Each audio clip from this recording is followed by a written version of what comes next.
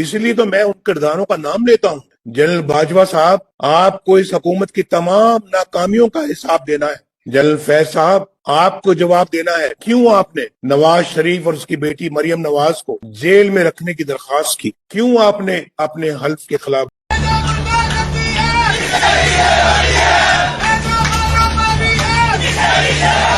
اس لیے تو میں ان کرداروں کا نام لیتا ہوں۔ جنرل باجوہ صاحب، آپ کو اس حکومت کی تمام ناکامیوں کا حساب دینا ہے۔ جنرل فیض صاحب، آپ کو جواب دینا ہے کیوں آپ نے نواز شریف اور اس کی بیٹی مریم نواز کو جیل میں رکھنے کی درخواست کی، کیوں آپ نے اپنے حلف کے خلاف ورزی کی۔ ہماری کردار کشی کرنا چھوڑ دو۔ اگر ہم نے آپ کی شروع کی تو پتہ نہیں پاکستان بننے سے آج تک کتنے جنرلوں کی شروع ہو جائے گی۔ میرے جرنیلوں نے پاکستان کی تاریخ میں کتنی دفعہ آئین کو ذبح کیا ہے، جمہوریت کو ذبح کیا ہے، لہذا فوج کو فوری طور پر اپنی پوزیشن واضح کرنی چاہیے۔ جو شناختی کارڈ ان کے پاس ہے نا پاکستانی ہونے کے لیے، وہی میرے پاس ہے۔ یہ جو سمجھتے ہیں نا کہ ہم کوئی ماورائے کائنات کوئی مخلوق ہے، یہ تصور نہیں کیا جا سکتا۔ جب ایک فرد واحد جس کا نام جنرل فیض حمید ہے، میرا تو یہ جو مقدمہ ہے یہ جنرل فیض صاحب کا بنایا ہوا ہے، انہی کا چلایا ہوا ہے۔ مجھے بتائیں کہ فوجی جرنیل جو شب خون مارتے ہیں، جو مارشل لا لگاتے ہیں، یہ کون ہیں؟ یہ پاکستان کے ٹھیکیدار ہیں؟ یہ ہر معاملے میں کود پڑتے ہیں؟ یہ اپنی ڈومین میں کیوں نہیں رہتے؟ یہ اپنے دائرے میں کیوں نہیں رہتے؟ یہ کیوں حکومتی اداروں کے اندر جو ہے نا وہ آ کے قدم رکھتے ہیں؟ کیوں کارگل کا ایک شوشہ چھوڑتے ہیں کہ جب مشرقی پاکستان ٹوٹا تو کون پاکستان کا حکمران تھا؟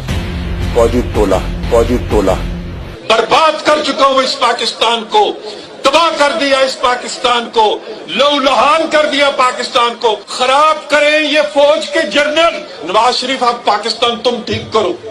ہمارے سارے سماج دشمن عناصر ان ایجنسیوں کی پیرول پہ ہیں۔ ہمارے ملک کے تمام بدماش سماج دشمن عناصر جناب اسپیکر ہماری ایجنسیوں کی پیرول پہ ہیں۔ اور ابھی نندن کی کیا بات کرتے ہیں؟ مجھے یاد ہے چیف آف آرمی اسٹاف تشریف لائے، پیر کانپ رہے تھے، پسینے ماتھے پہ تھے، اور ہم سے شاہ محمود صاحب نے کہا کہ خدا کا واسطہ ہے اب اس کو واپس جانے دیں، چونکہ 9 بجے رات کو ہندوستان پاکستان پہ اٹیک کر رہا ہے۔ وہ کوئی ہندوستان نے اٹیک نہیں کرنا تھا، کچھ نہیں ہونا تھا، صرف گھٹنے ٹیک کے ابھی نندن کو واپس بھیجنا تھا۔ واضح طور پر ہماری بات سن لی جائے کہ اگر کسی کے دل و دماغ میں ملک پر مارشل لا مسلط کرنے کا ارادہ ہے، یہ صرف اپنے خلاف محاذ بنانے کا سبب بن سکتا ہے۔ دفاع کے لیے 250 ارب رکھا گیا ہے، جو بجٹ میں اس وقت ان کے ایلوکیشن ہوئی ہے، ان کے اوپر ان کا حق نہیں بنتا، لیکن آج بھی یہ پوری امپیونٹی کے ساتھ اپنا سینہ چوڑا کر کے ڈیفنس بجٹ کو کلیم کر رہے ہیں اور مانگ رہے ہیں قوم سے۔ قوم کی ہڈیوں سے گوشت تک جو ہے انہوں نے نچوڑ لیا ہے اور اتار لیا ہے۔ میں ڈی ایچ اے کے خلاف ہوں۔ میں سمجھتا ہوں کہ فوج کو پلاٹ نہیں بانٹنے چاہیے، جرنیلوں کو پراپرٹی ڈیلر نہیں ہونا چاہیے۔ پاکستان ڈیموکریٹک الائنس کی قیادت بیٹھ کر لانگ مارچ کا اعلان کرے گی، اور یہ بھی آپ کو بتا دوں کہ اس بات کا بھی فیصلہ کرے گی کہ لانگ مارچ اسلام آباد کی طرف کیا جائے یا لانگ مارچ راول پنڈی کی طرف کیا جائے۔ 65 میں فیک وکٹری ڈکلیئر کی، وہ پوچھا آپ نے، انہوں نے سیاچین ہارا آپ نے پوچھا ان سے، انہوں نے کارگل ہارا آپ نے پوچھا ان سے۔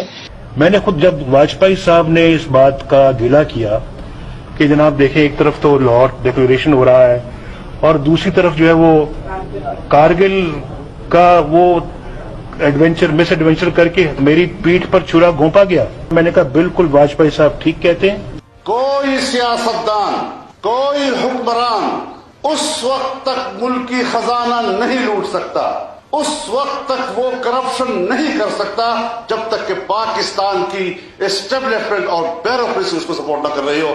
جب تک ہماری اسٹیبلشمنٹ اور بیوروکریسی سیاستدانوں کی کرپشن کے لیے ماحول نہیں بناتی، ان کو اس پر آمادہ نہیں کرتی، اس کی ترغیب نہیں دیتی، اس کا لالچ اس کو نہیں دیتی، سیاستدان خود اکیلے کبھی بھی کرپشن نہیں کر سکتا۔ اپنے آپ بالکل ٹھیک ہے۔ دوسری ٹیم بزدل جرنیل جس کو سوائے اپنا ملک فتح کرنے کے کچھ نہیں آیا۔ مجھے آپ بتائیے 1 انچ زمین جو ہماری فوج نے فتح کی ہو، جو لال قلعے پہ ہم نے جھنڈے لہرانے